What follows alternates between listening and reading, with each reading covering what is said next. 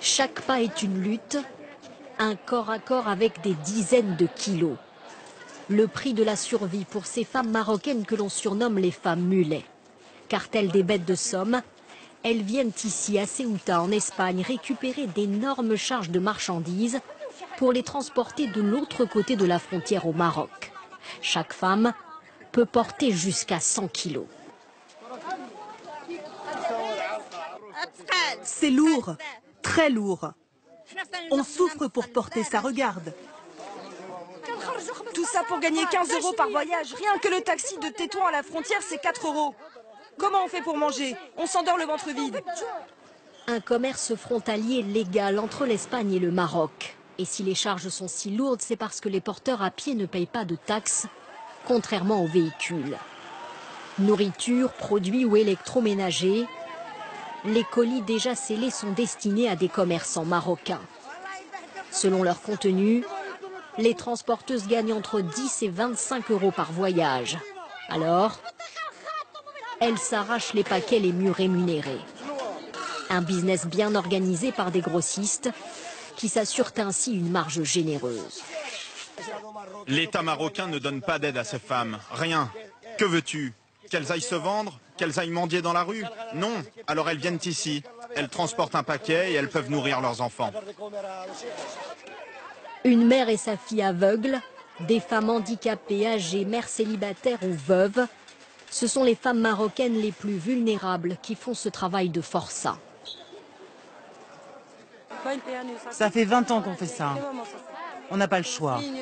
Les enfants, le loyer, l'eau, l'électricité, comment faire?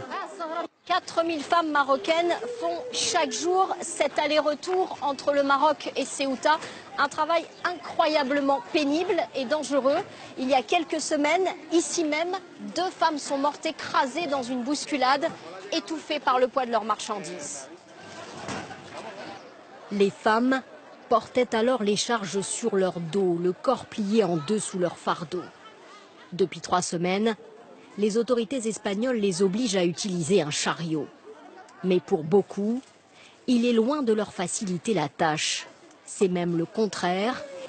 Les femmes se disent encore plus épuisées qu'en portant sur leur dos.